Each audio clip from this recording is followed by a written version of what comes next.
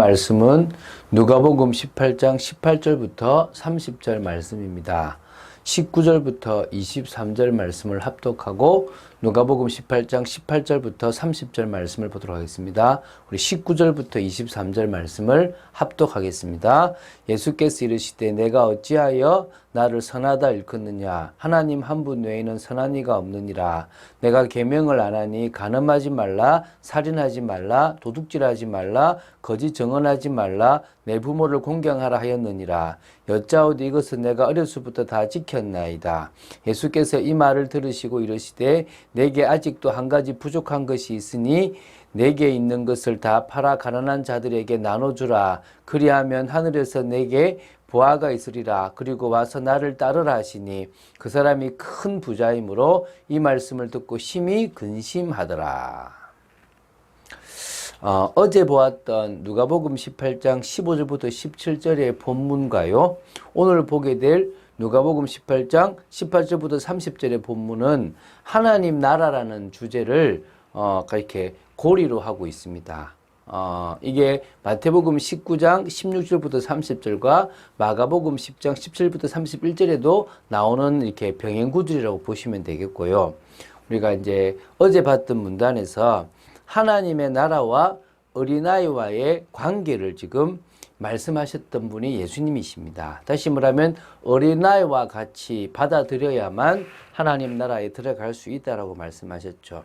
이제 예수님께서는 본 이 문단을 통해서 하나님 나라와 부자와의 상관관계를 지금 설명하십니다. 앞에는 하나님 나라와 어린아이의 상관관계라면 지금은 하나님 나라와 부자와의 상관관계죠. 쉽게 말하면 하나님의 나라는 어린아이와 같이 겸손한 자들에게는 열려진 반면 재물에 집착하는 부자들, 오히려 하나님의 자리에 재물을 두고 있는 사람은 결코 들어갈 수 없는 그렇게 닫혀진 성격을 가지고 있다는 부분을 극적으로 지금 대조시키면서 설명하고 있습니다. 부자가 못 들어가는 것이 아닙니다. 하나님 나라를 위해서 재물이라는 것을 내려놓을 수 있어야 한다는 부분인 거죠. 자, 이 말씀을 보면서 우리에게 주신 이 물질, 어찌 보면은 불이하게 많이 사용되는 이 물질이 오히려 복음의 도구, 하나님 나라를 위한 도구가 되어야 되겠지, 그게 우리 인생의 목표나 우리 중심의 우상이 되어서는 절대 안 될 것입니다. 자, 말씀을 보면서 좀 이야기를 나눠보도록 하겠습니다. 자, 좀 길게 18절부터 23절까지를 보겠습니다. 어떤 관리가 한 명 나옵니다. 이 사람은 젊었다라고 누가복음 19장 22절에 나오고요. 큰 부자였다고 23절에 나오고요. 높은 관직에 있었고요. 율법을 성실하게 수행하였던 자였고요. 또 세속적인 관점에서 볼 때는 최고의 엘리트였고 성공자라고 할 수 있습니다. 그런데 아무런 부족함이 없어 보이던 이 젊은 이 부자관은 이 사람이 예수님께 와서 무릎을 꿇었다라고 마가복음 10장 17절에 나오고요. 또 진리에 대해서 묻고 있다는 사실도 나옵니다. 사실 그 사람은요, 좀 진지한 사람이라고 볼 수 있습니다. 세속적인 면에서는 성공했고 종교적인 면에서는 비록 외적으로는 흠잡을 데가 없는 거였지만 영적 공허함과 영생을 들어가고 싶은 갈급함을 가지고 있었던 사람이라고 보면 됩니다. 그 관리의 관심 분야는 질문을 보면 알 수 있습니다. 선한 선생님이여, 내가 무엇을 하여야 영생을 얻으리까? 영생에 대한 관심이 많다라고 볼 수 있겠죠. 먼저 예수님은 그 영생에 대한 답을 주시기 전에 그 관리에게 틀린 부분을 하나 지적하십니다. 뭐냐면 이 관리는 어떤 생각을 하고 있었냐면 사람도 선해질 수 있고 예수님 같이 이렇게 사람 중에서도 좀 뭔가 특별한 사람은 선한 사람이라고 생각을 한 겁니다. 예수님께서 이제 그래서 말씀하신 겁니다. 네가 어찌하여 나를 선하다고 일컫느냐? 하나님 한 분 외에는 선한 이가 없느니라라고 얘기합니다. 이게 중요한 말씀이죠. 이걸 가지고 봐라, 예수님은 안 선하다라고 얘기하는데 그게 아니라 너는 인간이 선하다고 생각하느냐? 그러지 않다. 인간은 결코 선할 수 없다. 그런데 그 인간을 보고 선하다 해서 되겠느냐라고 얘기하는 겁니다. 예수님이 하나님이라고 할 때는 선하시는 부분을 이야기할 수 있는데 인간 예수로 보고 있으면서 선하다고 얘기하는 것은 말되지 않는다는 뜻이겠죠. 오늘 이 부분에 대해서 여러분들이 조금 이해하시기 바랍니다. 인간은 절대 선할 수가 없습니다. 악할 수밖에 없습니다. 죄의 본성이 있으니까. 자, 그러면서 이제 예수님께서 20절에 내가 계명을 안다라고 어쩌면 그 청년을 알고 계신 거죠. 그래서 이제 이웃 사랑에 대한 말씀을 주십니다. 간음하지 말라, 살인하지 말라, 도둑질하지 말라, 거짓 증언하지 말라, 내 부모를 공경하라 등 이웃 사랑과 관계된 말씀들을 말씀하십니다. 그 관리는 이런 것들은 어려서부터 자기가 다 지켰다라고 얘기하는 거죠. 그 관리는 율법의 근본 정신, 다시 말하면 본질은 놓쳐버렸고요. 어쩌면 껍데기, 그것만 해왔거든요. 그러니까 지금 예수님의 의중도 모르고 나름대로 외형적인 율법 준수를 잘했다라고 얘기하는 겁니다.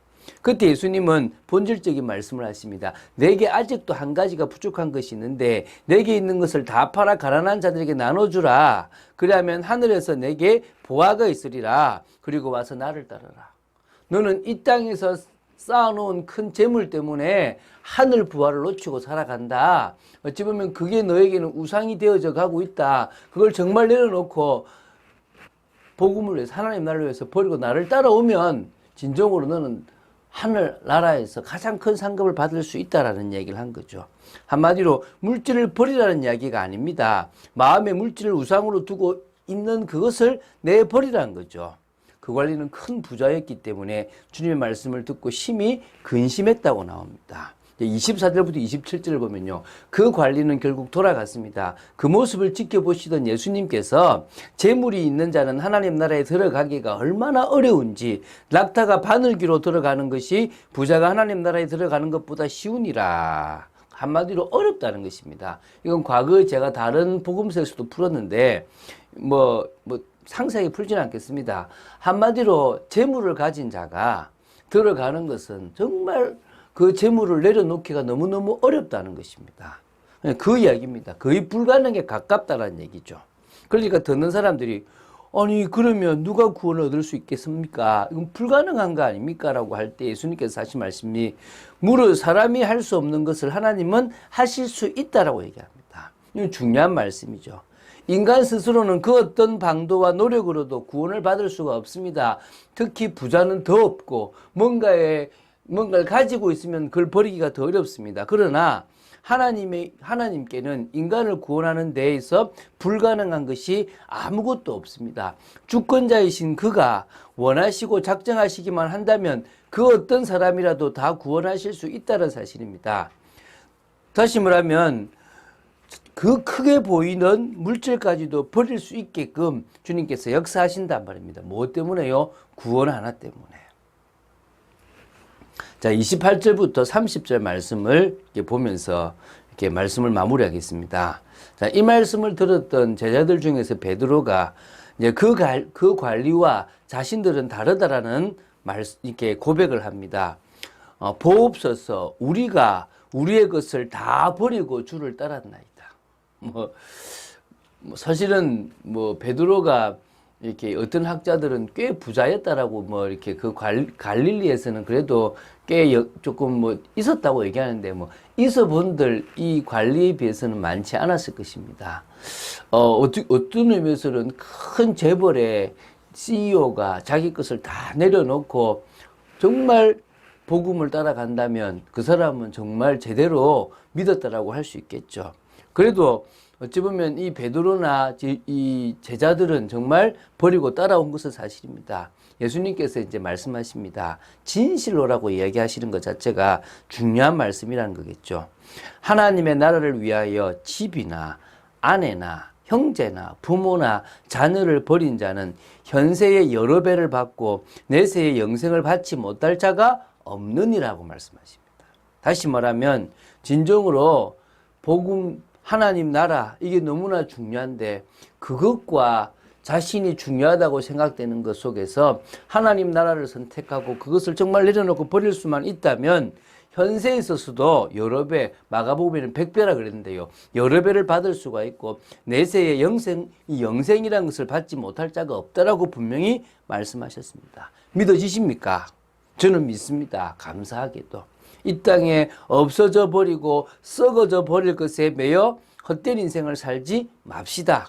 하나님 나라를 위하여 모든 것을 내려놓고 하나님 나라를 위해서 오히려 그것을 드릴 수 있는 축복이 있게 되길 바랍니다. 그래서 하나님께서 현세에 주시는 은혜와 그게 물질이 아니더라도 우리에게 주시는 평안함과 은혜와 내세에 주시는 큰 영생의 복을 받아 누리게 되기를 바랍니다. 그래서 우리는 사람들처럼 자신의 기준, 육신적인 것을 채우지 못해서 고통 가운데 빠지고 괴로워하는 한나와 같은 모습에 있지 말고 오히려 그 고통 속에서 하나님의 진정한 그 계획을 발견하고 오히려 하나님이 원하시는 기도를 함으로 말미암아 오히려 하나님께 쓰임받았던 그런 한나와 같은 모습으로 살아가게 되기를 바랍니다. 그래서 정말 그 많은 자식들 중에서 내 자식도 그런 자식이 될 의미가 없다라는 것을 하나님의 은혜로 깨달았지 않습니까? 그래서 나실이라는 중요한 제목을 붙잡고 나아갔습니다. 그리고 그 아이를 드렸고요. 하나님 앞에서 온전한 믿음을 고백했습니다. 우리에게도 고통이 있고 어려움이 있는데 세상적인 고통 때문에 괴로워하지 말고 세상적으로 어려움을 당할 때 오히려 감사하고 기뻐하고 그 고통을 사명으로 바꾸는 그런 축복의 저희들 되어지기를 바랍니다. 그런 응답의 자리에 있는 귀한 분들 되기를 주 예수 그리스도 이름으로 축원드립니다. 주는 그리스도시요 살아계신 하나님의 아들이심을 고백합니다. 말씀 따라가는 참된 축복이 있기를 간절히 소원합니다. 정말 저희들이 하나님 나라를 위하여 가장 귀한 것을 버릴 수 있을 만큼의 은혜가 있게 하시고 그래서 하나님 주시는 영생을 소망하며 살아가는 축복의 저희들 되게 하여 주시옵시고 우리의 육신적인 고통까지도 의미 없음을 깨닫고 오히려 영적인 사실적인 축복을 누리는 저희들 되도록 지켜 주시옵소서. 주 예수 그리스도 이름으로 기도드립니다. 아멘.